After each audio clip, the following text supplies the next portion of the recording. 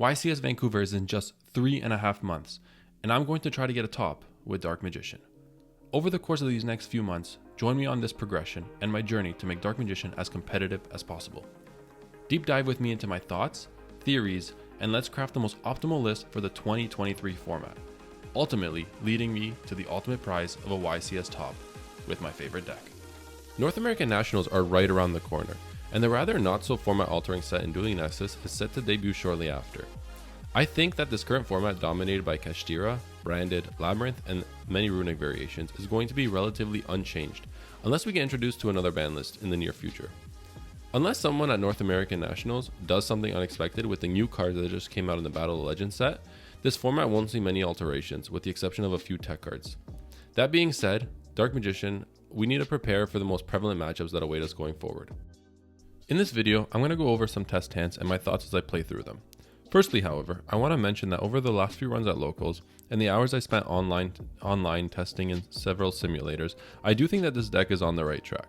There are some things I do need to address. First and foremost, the theory behind opting not to play any hand traps is game changing. Having access to evenly matched and Dark Lord No More in the main deck is absolutely remarkable. This deck can break ports incredibly comfortably, as it's generating enough advantage to set up both follow-up and interruptions on your opponent's turn. That being said, the Bestials had a miserable showing in the last few weeks. They are game changing against so many rogue decks and so many strategies, but goodness gracious, against Kashtira and runic variants, they are nothing more than an extender at best on your turn. For the time being, I am going to keep them. However, I have been beginning to look at alternative means of interaction, maybe additional hand traps, which I opted against playing. Cards like Triple Tactics Talons, Thrusts, and even more floodgates like Secret Village in the main deck, which does win you games on its own. This is the test hand portion of the video, and this is where I'm going to be going through some test hands and some interactions that I kind of want to go over with the list and kind of provide my thoughts as different situations occur. That being said, throughout these test hands, I am going to be removing the 6 go second cards I'm playing in the main. Just to facilitate that, I'm going to have gas, just to have test hands that you could play with and have fun with and kind of really grasp the variety of different lines this deck can produce. We'll begin every test hand by giving the deck a thorough shuffle and a cut. And let's draw our first 5 cards and see what we come up with here. So we have a Duality, 2 Bestial Magnamuts, a Blazing Cartesia, and I have Timaeus. So right away we have Duality and Blazing Cartesia, which is a 2-card combo for Dragoon and El Shaddoll Winda, as well as 2 Bestial Magnamuts, which can provide follow-up and interruptions on your opponent's turn. So we'll start off by normal summoning our Blazing Cartesia, activating our Cartesia effect, pitching our copy of Bestial Magnamut. These 2 cards will fuse and create a Granguignol the Dust Dragon. Now what we'll do is we'll go Granguignol Chainlink 1. If our opponent doesn't have a response, we'll do Chainlink 2 Duality. This plays around impermanence and effect failures and things like that, as well as giving us access to our boss monster, Red Eyes Dark Dragoon. Next, what we'll do is we're going to resolve Granguignol because it was Chainlink 1, sending El Shaddoll Apkallone to the card graveyard. Apkallone will now trigger, adding us Shaddoll Schism from deck to hand. Shaddoll Schism does require a discard, and here we have a decision to make, Timaeus or Magnamut. So the way I was thinking about it here was, if I send Bestial Magnamut, I'm going to have the draw 2 off Duality, the draw 1 off Duality. That being said, I do think that Magnamut as a follow-up on your opponent's turn and an interruption is really good, and Duality can get you the draw 1 next turn anyways. So we'll send Timaeus instead, keeping Magnamut in hand. Here, we're going to set our Shaddoll Schism, and then proceed to end phase, adding back our Blazing Cartesia the Virtuous for discard fodder for Dragoon.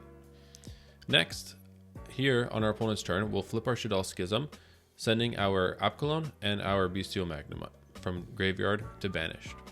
This will summon our El Shaddoll Winda. In addition, this is what locks our opponent to 1 special summon per turn. In addition, we have our special summon, which is Bestial Magnamut, as well as discard fodder for Dragoon. And there you have it. It's the 2-card combo that pretty much stems from Duality and Blazing Cartesia. And yeah, sure, like that wasn't an optimal hand. However, it got the job done.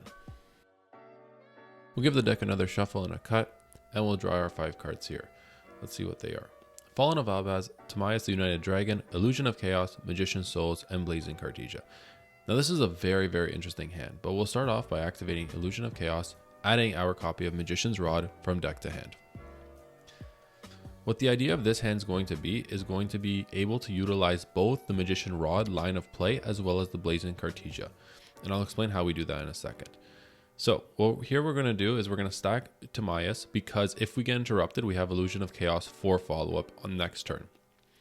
Here we'll normal summon our Magician's Rod, activating Magician's Rod's effect to search our copy of Secrets of Dark Magic. What Secrets of Dark Magic will do here is enable our fusion plays, even before resolving Cartesia, or attempting to resolve Cartesia. Here what we'll do now is we'll activate Magician's Soul's effect, pitching Dark Magician for cost. Here, we're going to activate Soul's second ability to send souls to the graveyard to summon Dark Magician.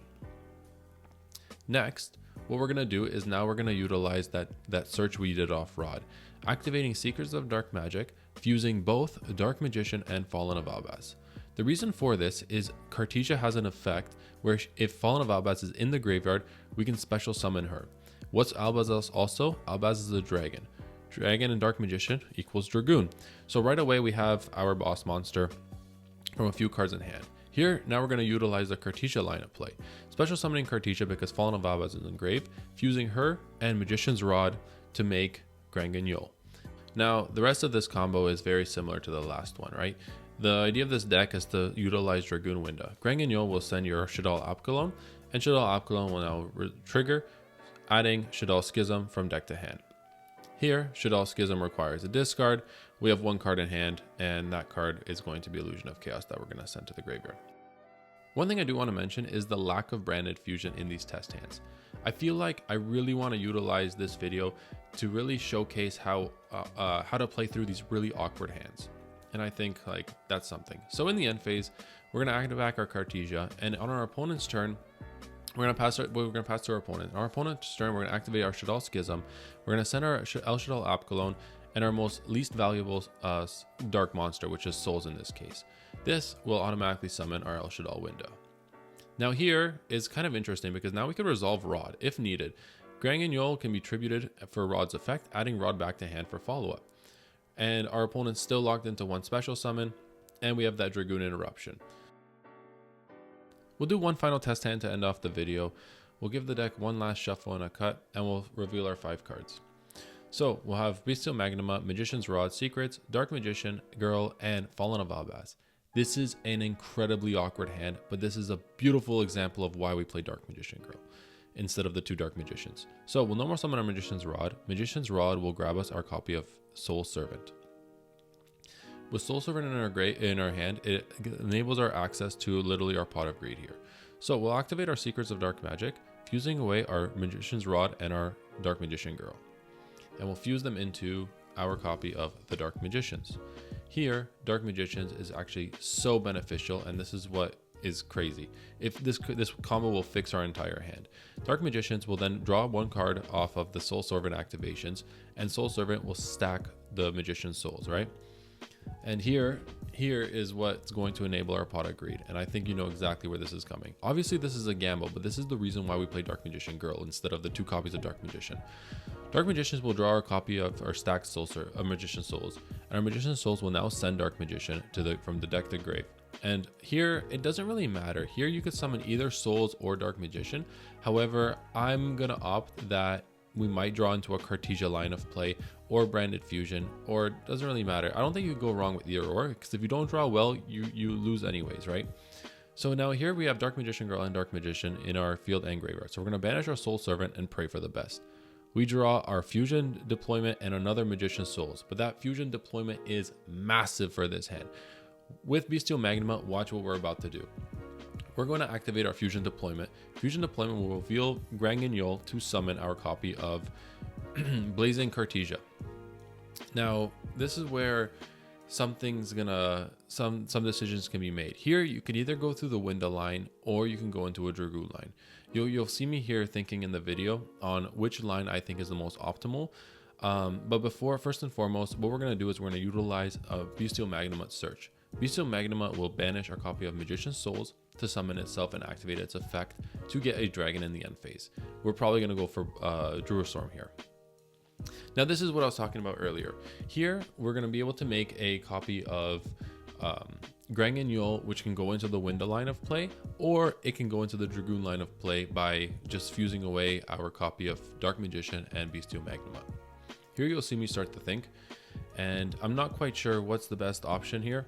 I ultimately decide to do the correct play, which was going into the Dragoon line of play with Bestial Magnuma and Dark Magician. Here we'll fuse into our copy of Red Eyes Dark Dragoon with 1 pop. And this is where the turn kind of ends. What we're going to do is we're going to proceed to the end phase, and we're going to activate our copy of Bestial Magnuma. Bestial Magnuma will search our copy of Bestial Druistorm, and here is kind of where the turn ends.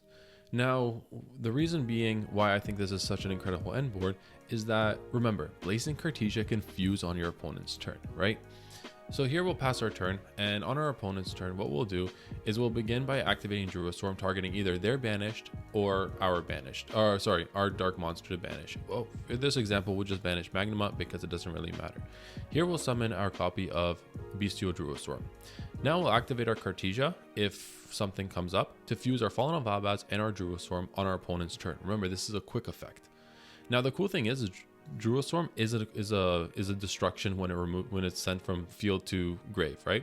So not only do you deal with a problematic monster, but now you have access to Lubellion, and Lubellion will pitch a Magician's Souls in hand, to fuse away your copy of Fallen Avabaz and the Lubellion to make a copy of Mirajade.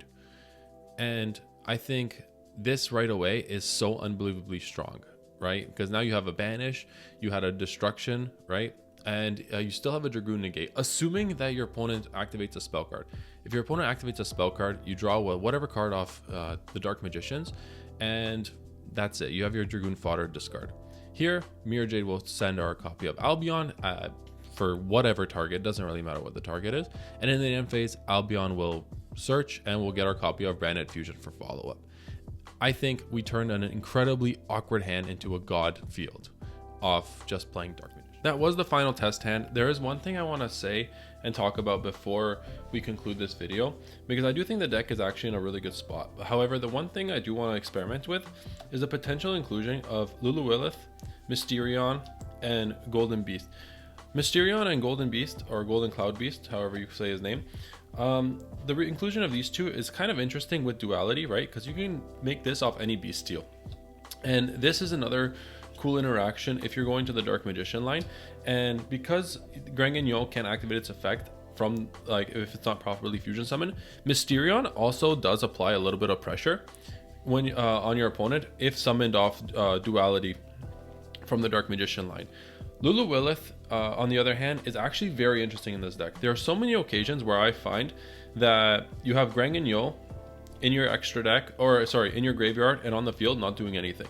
Grangan Yule being a threat to summon Luluwilith is actually a really niche and interesting interaction. Sure, Branded doesn't utilize it as much. However, there's a line here where I think Dark Magician can really benefit from this card. Having another interruption on your opponent's turn is going to be so key, and it's pretty much a free interruption because what's Grangan Yule doing in your graveyard after, right? If you're using that line of play where I used where you flip Schism, right, and then Magician's Rod's engrave, and it tributes your Grangan Yule to add it back to hand for a potential follow-up. Grangan Yule engrave can still very much activate and summon Luluwilith as an additional interruption, and I think that's something that could be very, very interesting in the near future.